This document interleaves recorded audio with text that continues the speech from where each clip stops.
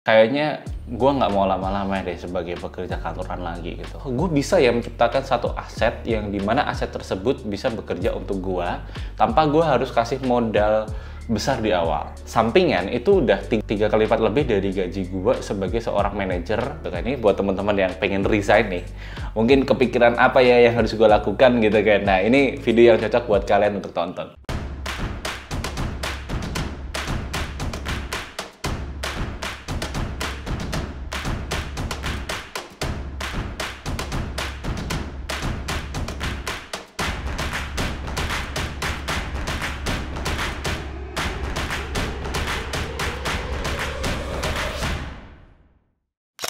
Oke, balik lagi ya teman-teman di channel gue di Rizky Pradata Podcast ya. Kali ini gue bikin edisi podcast lagi.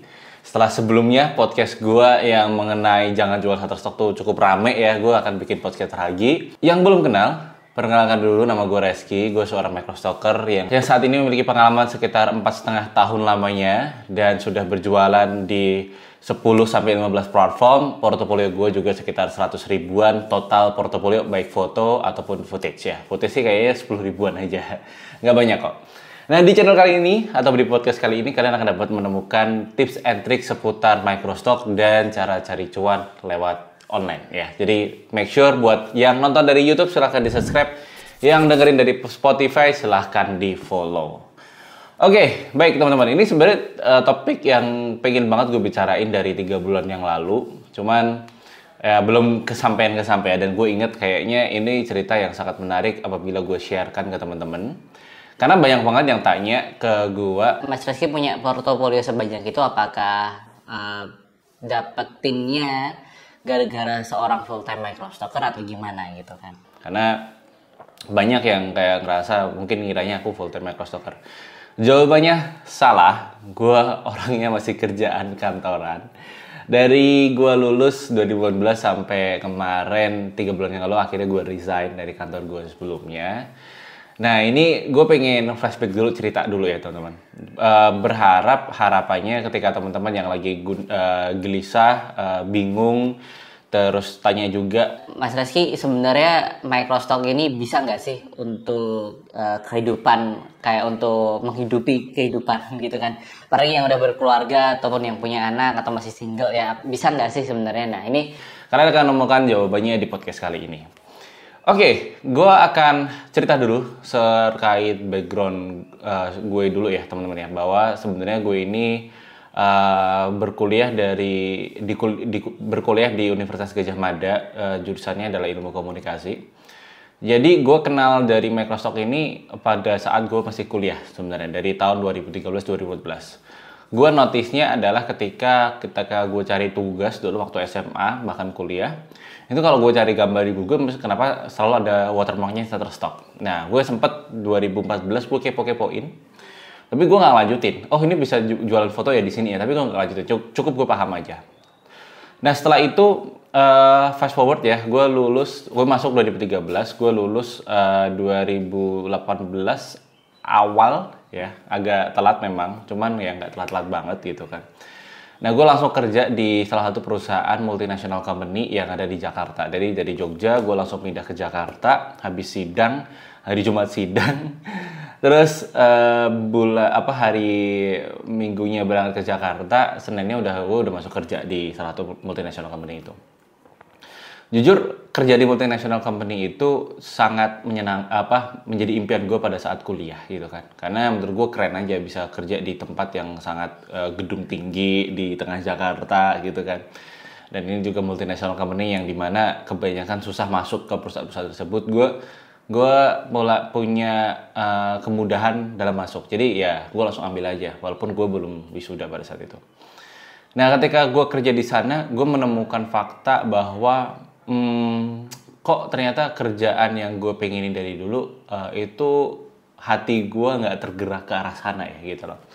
Jadi agak dilema juga, ternyata manusia itu kan berubah ya. Ketika kita dulu waktu mungkin gue kuliah ngeliat multinational company is so really good gitu kan, gue pengen banget bekerja di tempat itu. Cuman begitu gue sekarang udah gue udah kerja di tempat kayak gitu, gue kok jadi nggak tertarik gitu kan. Jadi akhirnya 1 tahun bekerja, gue akhirnya resign karena pada saat itu gue pengen bikin usaha gitu kan. Gue pengen bikin usaha. Gimana ya cara bikin usaha gitu kan. Ya udah, gue pulang ke Jogja karena gue pada saat itu ilmu gue adalah sebagai seorang freelance web developer untuk urusin company profile gitu. Ya udah, gue akhirnya kembali ke Jogja dengan harapan pengen bikin usaha. Faktanya 2018 akhir itu gue nggak punya duit gitu kan. Gue nggak punya duit, cari sana sini, ya gue menemukan beberapa kesempatan untuk bekerja di tempat orang lagi. Jadi gue harus menerima fakta ya, gue bukanlah orang yang punya privilege secara ekonomi, jujur gitu kan. Karena gue anak yatim dari tahun 2008, ini sedikit background juga, dan mak gue juga tidak bekerja ya dari tahun 2008 karena harus fokus ke 3 anaknya, ke gue dan adik-adik gue. Dan background juga, ayah gue bukanlah seorang PNS, bukan seorang pegawai BUMN, sama-sama freelance tapi di bidang hukum. Ya kalian tahu ya kerjaannya apa, freelance bidang hukum, alias pengacara gitu kan. Kalau ada klien ya alhamdulillah, kalau nggak ada klien yang ya belum ada uang masuk. Singkat cerita backgroundnya kayak gitu. Jadi biar teman-teman make sure dulu sebenarnya Mas Rizky itu backgroundnya apa sih gitu. Nah, ayah gue meninggal dari tahun 2008, sehingga pada saat itu 2018 gue suka tidak suka harus tetap cari uang ternyata. Jadi gue nggak bisa lepas idealisme gue, nggak bisa jadi kenyataan gitu kan. Untuk bekerja sebagai pengusaha, karena gue mungkin belum punya modal pada saat itu, dan safety net gue itu nggak sebebas teman-teman yang mungkin punya privilege orang tuanya berada dan sebagainya gitu kan. Karena gue nggak ada kesempatan itu, akhirnya ya udah gue kerja lagi, dan gue juga kenalan di paralel di sisi lain gue juga kenalan dengan Microstock lewat Mas Misbahul Munir gue. Kalian bisa simak podcastnya di podcast gue sama Faiz, itu ceritanya ada di situ ya teman-teman, ataupun podcast sebelumnya juga gue sempat ceritain, tapi gue nggak akan ceritain lagi soal podcast cerita gue berkenalan dengan Microstock.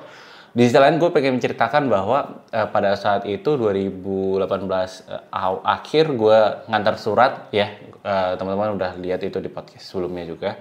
Dan setelah ngantar surat itu gue dapat pekerjaan di tempat tersebut. Jadi gue sangat beruntung dan berterima kasih pada keatasan gue pada saat itu, bahwa gue dikasih kesempatan untuk bisa bekerja di tempatnya mereka gitu, sebagai seorang digital strategis pada saat itu.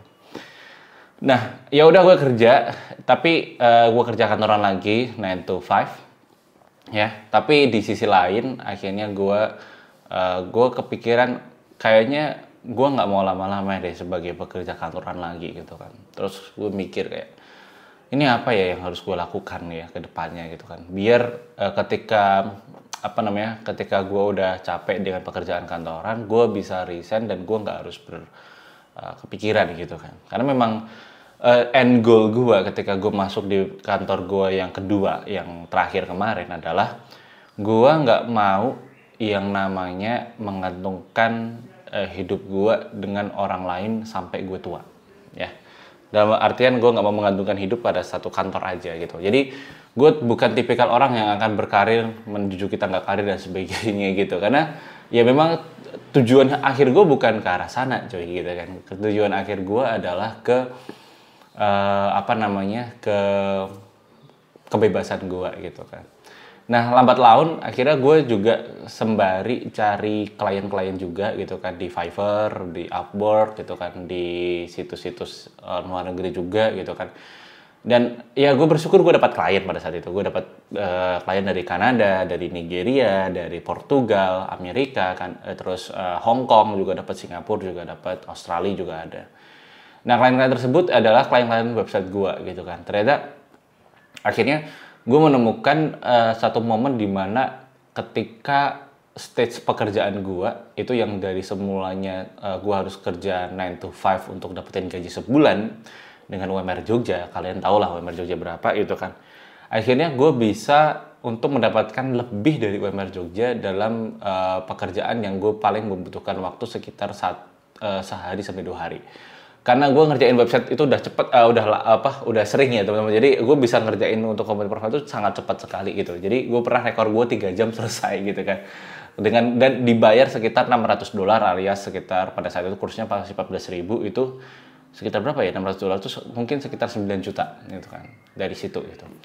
Bayangin UMR Jogja itu cuma 2,5 juta orang rata-rata ya. 2,5 juta sama 9 juta itu berarti kan 3 kali lipat lebih gitu kan. Nah, gue dapetin itu.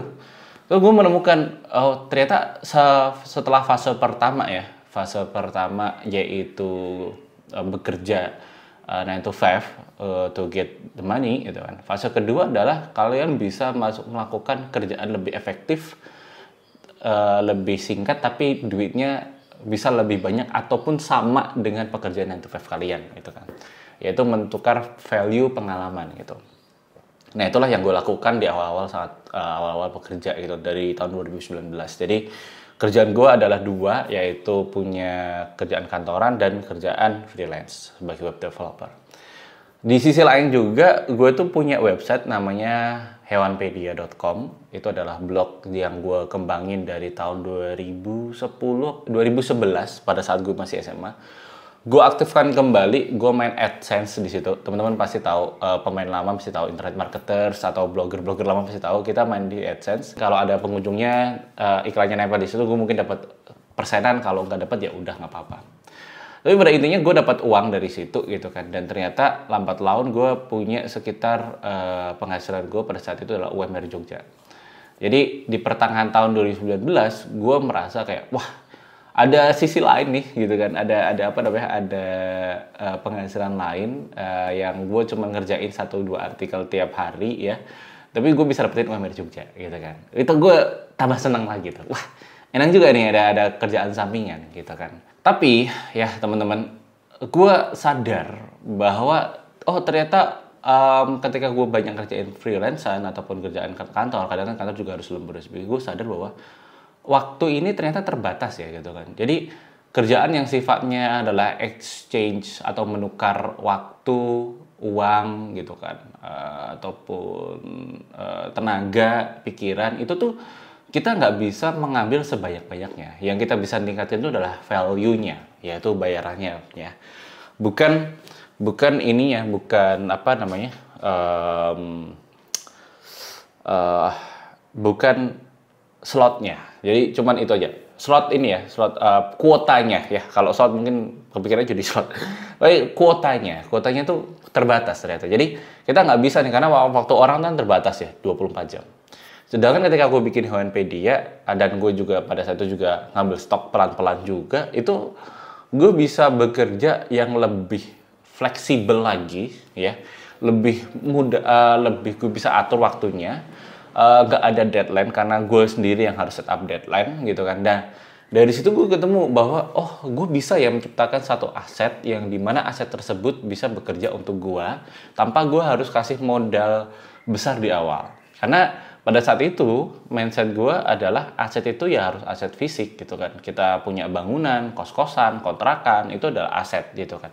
Ya memang sampai sekarang itu masih aset. Di tahap gue pada saat itu, oh ternyata bisa juga ya aset itu dalam wujud digital gitu kan. Jadi wujudnya itu nggak dalam bentuk fisik tapi dalam bentuk digital. Yaitu blog gua di reskiprada.com dan juga website gua hewanpedia.com. Terus juga microstock gua di Shutterstock dan lain sebagainya. Ada beberapa platform lah. Gua main 2-3 platform di awal-awal gitu. Dan gue jujur lebih tertarik ke aset digitalnya dibandingkan pekerjaan gua kantoran. Sehingga gue merasa kayaknya gue memang harus lebih serius ke aset digital dibandingkan freelance ya gitu kan.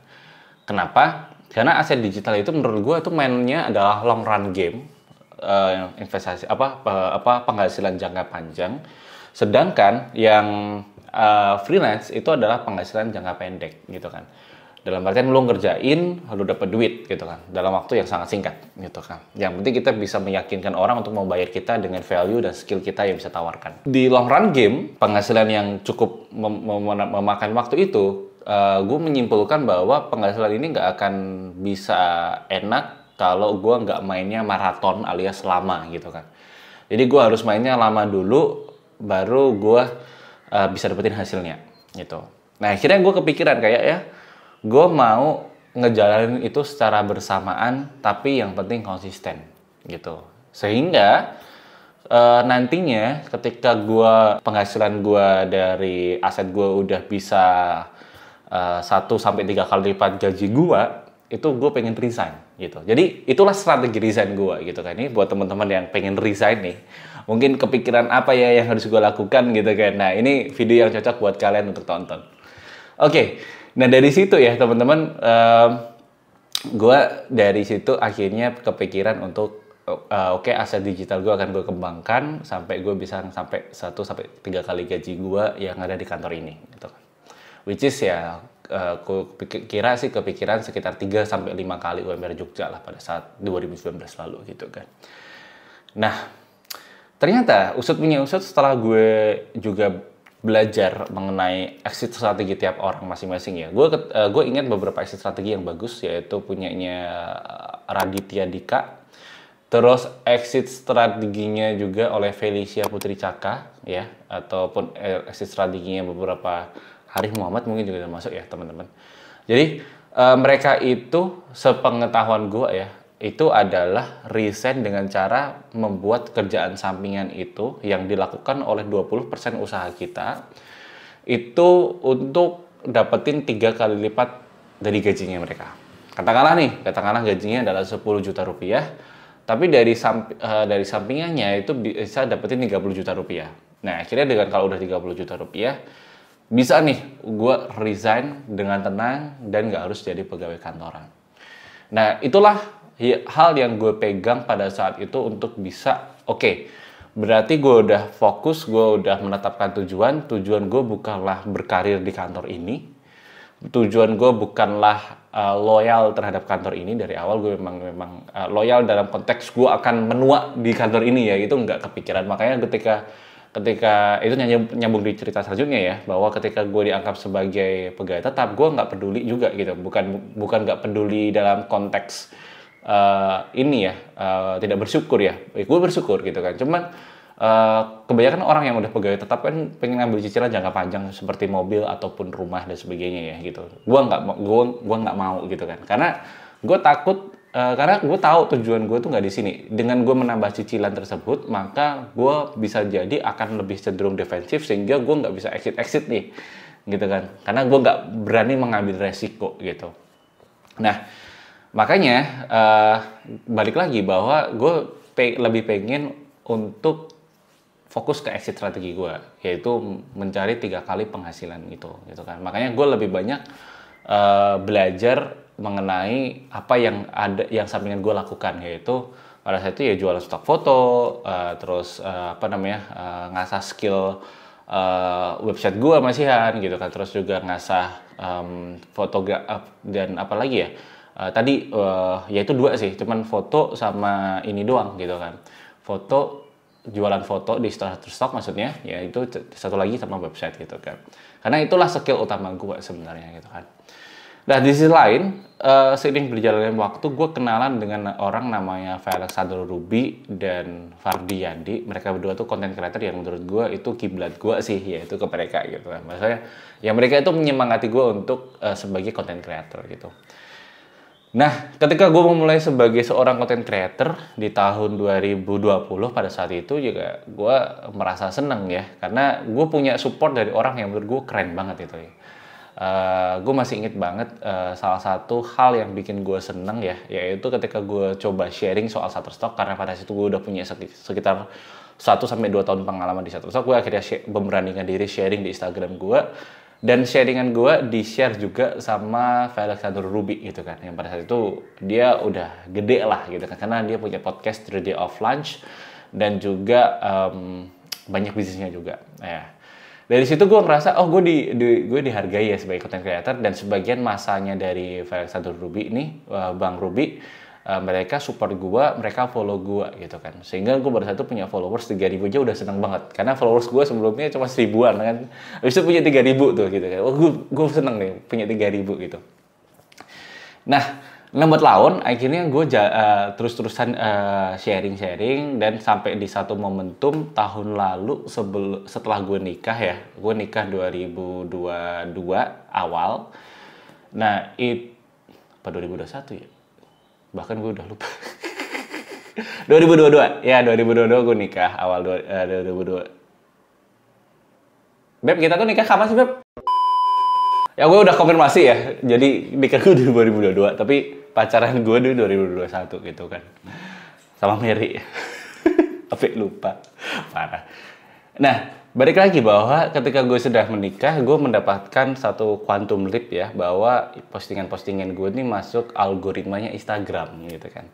Sehingga followers gue langsung berkembang dalam waktu kurang dari seminggu, itu gue punya hampir lebih dari 15.000 followers di Instagram. Itu buat gue kayak, wah gila, langsung kedatangan banyak orang yang pengen belajar ke tempat gue. Dan YouTube pun juga sama. Jadi gue YouTube tuh start dari 4.000 subscribers. Sebenarnya itu bukan beli ya teman-teman ya. Cuman gue punya satu video namanya video 30 cara orang berak yang gue iseng dulu bikin tahun 2014 atau 2000 berapa gue lupa. Pokoknya 2014 kalau nggak salah. Gue postingin dan itu punya 2 juta view, 2,5 juta view, dan datengin gue 3.000 subscribers. Yang dimana ketika YouTube mengubah kebijakan AdSense-nya untuk memiliki 10.000 subscriber dan 4.000 jam tayang, gue udah selesai semua gitu kan. Karena karena dari satu video itu YouTube gue udah lolos monetization gitu kan. Jadi ya udah nggak ada masalah gitu kan. Nah, gue akhirnya mulai dari 4.000, akhirnya gue bikin konten aja gitu kan, bikin konten YouTube pelan-pelan gue masih ngekos di kelas kos ekonomi gue, dan akhirnya bertumbuh juga. Yang akhirnya di titik sekarang gue memiliki sekitar 190.000 followers dan 19.000 subscribers gitu kan. Menjadikan ini nomor 2 sekarang di Indonesia masanya terkait microstock. Nomor 1 tetap Bang Fajrul ya, itu senior tuh, suhu gue, teman yang sangat suportif banget. Jadi ini buat catatan buat teman-teman juga ya. Ini antar microstocker ini nggak ada gimana-gimana juga ya. Kita tuh temenan semuanya. Jadi kalau teman-teman karena ada banyak beberapa yang nyinyir teman-teman influencer yang lain, gue agak sedih sih sebenarnya, karena kita tuh temenan semua gitu, dan menurut gue kita sama-sama bareng-bareng cari rezeki bareng-bareng di tempatnya orang, bukan gimana-gimana. Jadi ini catatan aja sih buat teman-teman, kalau bisa sih ya belajarlah dari beberapa orang, tapi kalau kalian menemukan kelebihan dan kekurangan masing-masing, kalau ada kelebihan disampaikan, kalau ada kekurangan juga disampaikan, tapi nggak usah dinyinyirin publik juga, kan kasihan juga ya teman-teman ya gitu. Sampaikan aja langsung sama orangnya, itu akan lebih bagus juga gitu. Oke, balik lagi bahwa ketika gue punya banyak followers ini dan gue juga bikin kelas juga ya teman-teman ya. Kenapa gue bikin kelas? Nah ini mungkin juga ada sedikit cerita backgroundnya juga, bahwa teman-teman harus tahu, jadi content creator itu ya, ketika kita punya banyak followers ya, itu harus ada tanggung jawab etika untuk belajar, ngajarin atau ngasih edukasi lah ke mereka yang pengen memulai gitu kan. Nah kadang kita tuh sebenarnya kan dari influencer tuh nggak dibayar sama sekali oleh Shutterstock gitu kan. Mereka tuh kayak menjadikan kita sebagai CS-nya Shutterstock, Adobe Stock dan sebagainya gitu kan.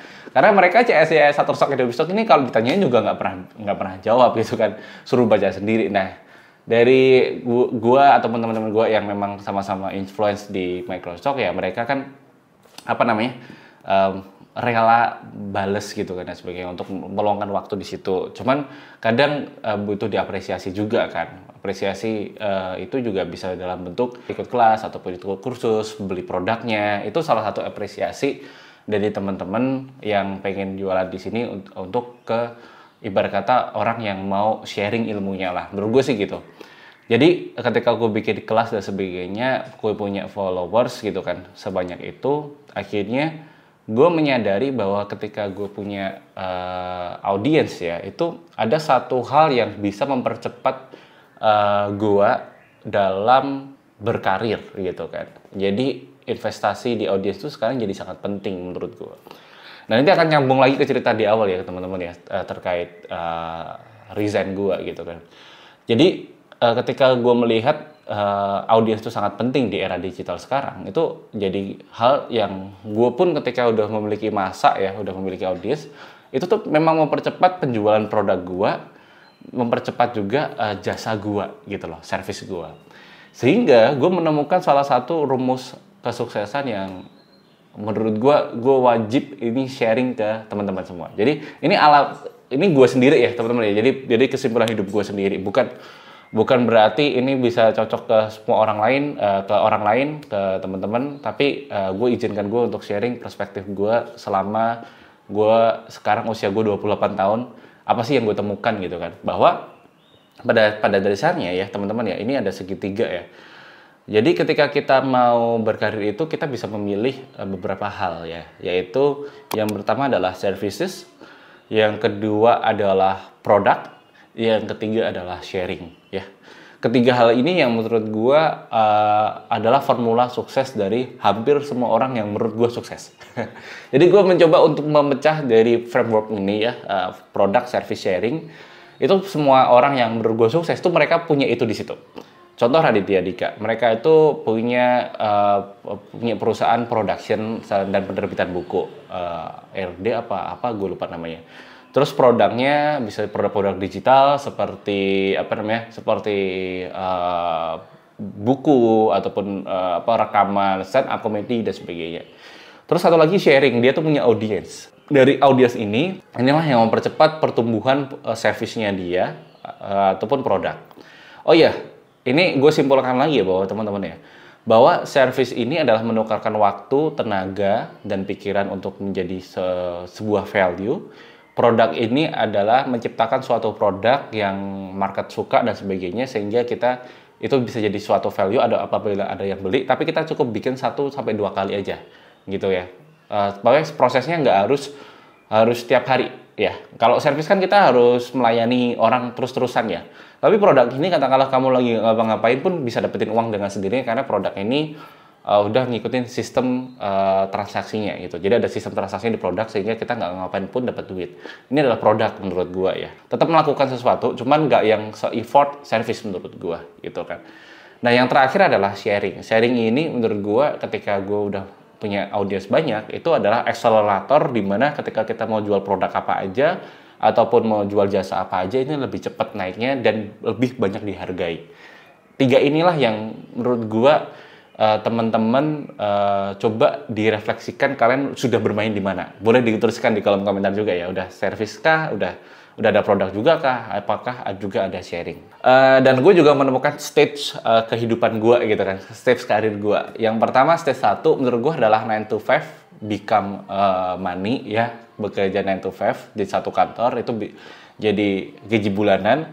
Stage kedua menurut gue adalah di mana teman-teman itu bekerja lebih sedikit waktunya, tapi value-nya bisa sama atau bahkan lebih daripada stage 1. Nah, stage ketiga, gue udah menemukan ketika gue masuk ke tahun ketiga, masuki tahun ketiga dan seterusnya sampai sekarang di Microstock, gue menemukan stage baru bahwa di mana gue nggak ngapa-ngapain, tapi gue bisa mendapatkan uang sebesar gaji gue di 9 to 5 di stage 1. Ataupun bahkan bisa melebihi ataupun sama dengan stage gue di stage 2 gitu kan, yaitu ya itu kerja lebih minimal effort tapi gue bisa dapetin uang lebih banyak gitu kan. Nah itu sama nih, di stage ketiga itu produk gue udah bisa berjalan ke arah situ. Sehingga teman-teman ya, di tahun 2000 kemarin, di tahun ini ketika gue merasa bahwa penghasilan gue sampingan itu udah 3 kali lipat lebih dari gaji gue sebagai seorang manajer di kantor gue sebelumnya gitu kan. Nah itu menurut gue kayak satu momentum dimana kayak oke nih, gue udah bisa resign gitu kan, karena berdasarkan strategi gue di awal bahwa ya gue pengen banget untuk resign ketika gue udah memiliki 2-3 kali lipat penghasilan gue sebagai pekerja kantoran gitu kan. Nah strategi gue tadi pakai 3 tadi tuh, produk, service, sharing. Gue melihat service gue harus masuk ke stage 2, tapi gue udah nggak mau masuk ke stage 1 ya, jadi seorang pegawai kantoran gitu kan. Jadi gue harus servisnya cuman gue ambil stage 2 aja, bekerja lebih minimal waktunya tapi duitnya lebih besar dibandingkan stage 1. Terus produk gue sekarang juga sudah menghasilkan lebih banyak juga daripada awal-awal gue bikin. Satu stok gue tau lah teman-teman portofolio udah sebanyak apa kan. Dan itu penghasilannya juga jujur ketika gue nggak ngapa-ngapain pun ya itu udah dapat UMR gitu kan, udah dapat UMR kota besar lah gitu. Itu menurut gue, dan gue sekarang tinggal di kota kecil, di kota Klaten, menurut gue juga itu suatu berkah ya. Jadi kayak tenang lah hatinya gitu kan. Jadi gue udah selesai, bukan udah selesai, dalam konteks gue udah merasa pekerja kantoran dari 9 to 5 itu buat gue udah nggak begitu menarik gitu kan. Bukan berarti mengecilkan teman-teman yang masih kerjaan kantoran. Ini tiap orang punya kondisinya masing-masing ya teman-teman. Jadi aku nggak pengen kayak wah ya jangan kerja kantoran dan sebagainya, enggak, karena tiap orang punya karakternya masing-masing. Kalau teman-teman lebih cocok kerja kantoran karena lebih suka comfort, lebih suka kepastian kerja, lebih suka pola kerja yang teratur dan sebagainya, itu silahkan lanjutin aja, nggak ada apa-apa teman-teman. Kalau katanya Raditya Dika itu kan sempet dilema juga, bahwa dia sempat ditanya juga bahwa lu ketika jadi seniman lu nggak ada tangga karirnya dong ya. Kalau gue kan di kantor itu kan ada tangga karirnya dari level yang paling eksekutor sampai level eksekutif gitu kan. Lah kalau di seniman gimana? Dia juga mikir tuh kayak gimana ya gitu kan. Nah, jawabannya dia juga yang membukakan gue bahwa oh ternyata ada karakter yang mungkin kayak gue, kayak Raditya Dika itu lebih suka tangganya dimiringin gitu kan. Jadi kalau gue kasih contoh ya teman-teman ya. Ini misal ini adalah tangga nih gitu kan. Nah ini tangga kantoran itu kan naik ke atas ya, 1, 2, 3, 3, 4, 5 ke sini gitu kan. Itu kalau kantoran gitu kan. Tapi kalau seniman bisa aja dimiringin. Jadi diperbanyak uang masuknya lewat tangga yang dimiringin ini. Nah kurang lebih kayak gitu nih teman-teman. Jadi yang sebelumnya dinaikin gitu kan, menaiki tangga karir dengan value-nya lebih banyak. Nah kalau seniman ataupun orang yang di luar karir gitu ya, itu tangganya di sampingin ini. Nah memperbanyak tangga ini lewat tadi, kalau menurut gue produk service sharing tadi gitu kan. Dengan sharing juga ini kan akan mempercepat, mengelevasi pertumbuhan ini ke samping gitu, karena gue punya audiens gitu. Bahkan salah satu panutan gue ya di karir, salah satunya adalah Oliur. Ini adalah panutan gue banget gitu kan. Kalian bisa lihat wajahnya mungkin di around somewhere gitu kan. Nah itu dia bilang juga bahwa audience is the number one. Kalau dia banyak orang yang bilang kalau harus dari ketika dia sukses dia harus ulangin dari awal apa sih yang akan dikembangkan, yaitu di audience gitu kan. Audience itu nomor 1 gitu kan, baru nanti disisipin di produk, disisipin di jasa gitu. Katanya sih gitu. Jadi audience ini menurut gue juga cukup berperan sangat penting ya di dunia digital sekarang gitu. Nah itulah yang gue lakukan ketika gue udah awalnya gue masuk ke kantor sebagai pegawai kantoran, terus akhirnya gue decide gue nggak akan lama-lama di sini gitu kan, biar gue bisa punya exit strategi keluar dari pekerjaan kantoran yang sebenarnya menurut gue secara value kurang cocok gitu kan. Nah mungkin teman-teman juga ada yang berpikir sebenarnya Mas Reski itu tujuannya apa sih gitu kan, tujuan hidupnya tuh pengen apa gitu kan.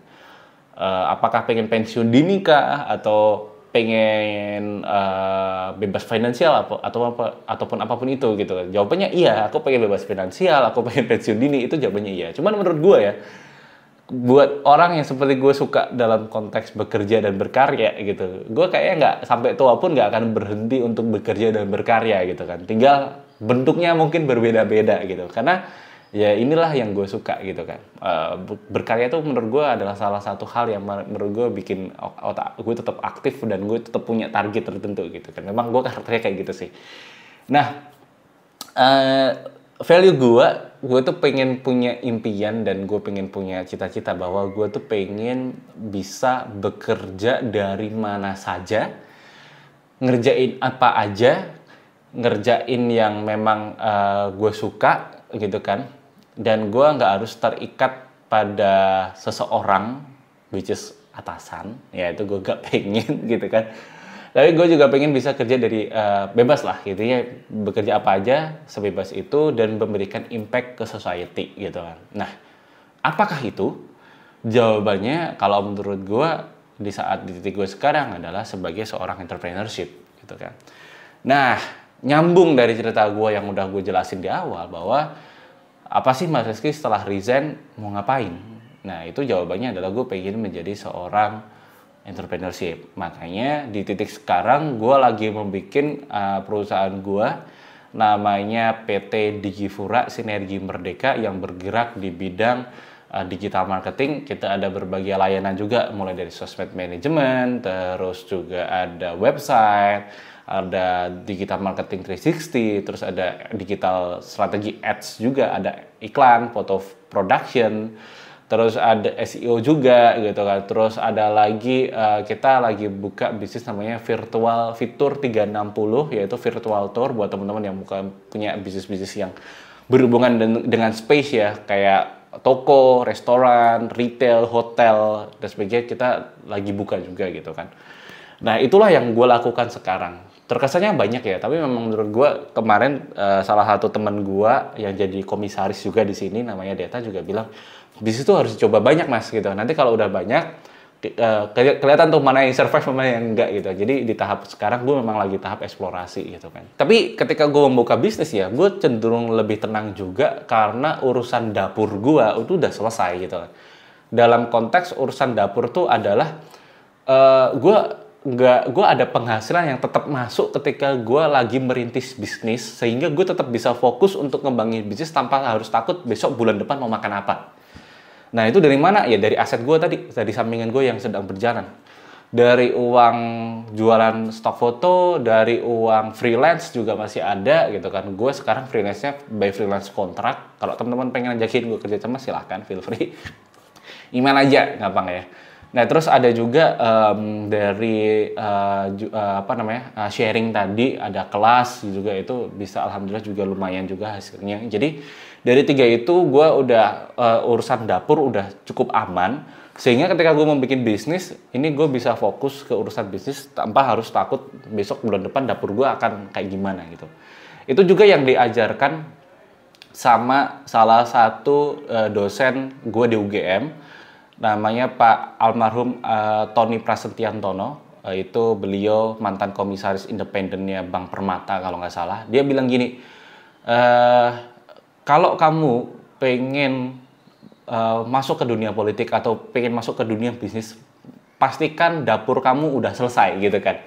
Dapur kamu udah selesai itu dalam artian ya kebutuhan basic untuk keluarga ya, untuk makan, untuk untuk hidup, ya untuk kebutuhan primer sekunder keluarga itu udah udah tercukupi. Baru kamu bisa masuk ke karir politik ataupun karir bisnis dengan lebih tenang gitu kan. Nah, itulah juga yang melandasi gue untuk berani untuk berbisnis. Tadi exit strategi gue selama 5 tahun gue kerja sebagai pegawai kantoran dari tahun 2018 sampai 2023 gue kantoran terus-terusan. Dari multinational company, terus jadi tukang nganter surat, jadi digital strategis, terus naik jadi head digital marketing, jadi seorang manager, terus naik lagi, terakhir gue di posisi head of operation juga di salah satu startup gitu. Jadi cukup lama gue karirnya gitu kan di situ, tapi di sisi lain juga mengembangkan 3 tadi product service sharing, sehingga ketika gue udah di titik secara penghasilan udah 3 kali lipat, 2 sampai 3 kali lipat penghasilan gue sebagai manajer di perusahaan ini,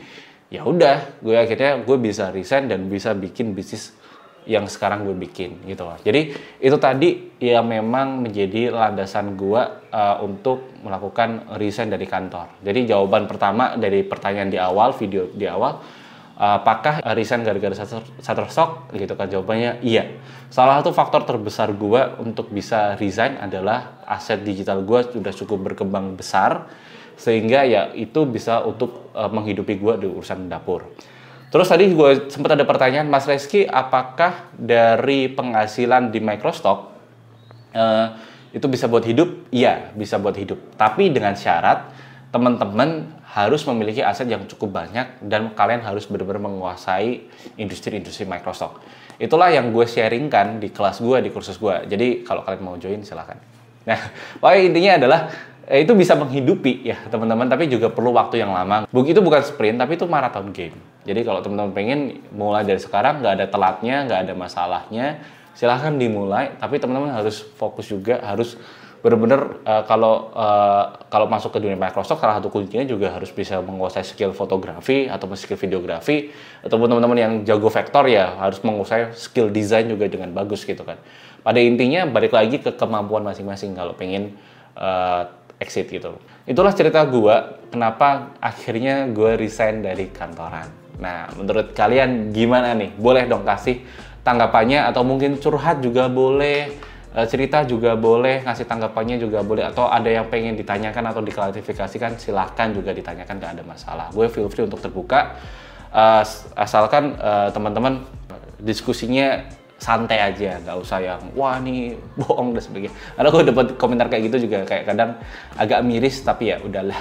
Oke, gitu aja teman-teman. Ini udah cukup lama, udah hampir 1 jam, udah 40 menit. Thank you yang udah nyimak dari awal sampai akhir. Maaf kalau gue ngomongnya terlalu cepet juga ataupun berantakan. Gue jujur nggak pakai skrip nih, laptop mati nih dari tadi gue taruh sini tapi laptop mati gitu kan.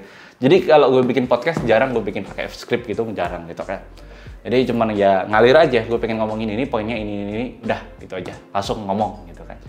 Gitu aja, thank you pokoknya udah nyimak awal sampai akhir. Jangan lupa juga buat teman-teman yang pengen tanya gue, silakan di DM ya, di @reski11 atau buat TikTok gue follow juga, walaupun masih sedikit followersnya, tolonglah di follow gitu. Oke gitu aja, kalau pengen kaos ini juga ya, I'm stock photographer, kalian bisa juga untuk beli di di Shopee gua ya. Kalian bisa klik microstocker.id situ. Pengen ikut kelas gua sekarang mau melaunching salah satu platform untuk belajar namanya microstocker.id. Jadi kalau kalian pengen join silahkan join aja di situ. Itu ilmunya udah lengkap gue padatin di situ. Oke, gitu ya teman-teman. Sampai jumpa di podcast selanjutnya. Jangan lupa klik follow dan subscribe. Goodbye.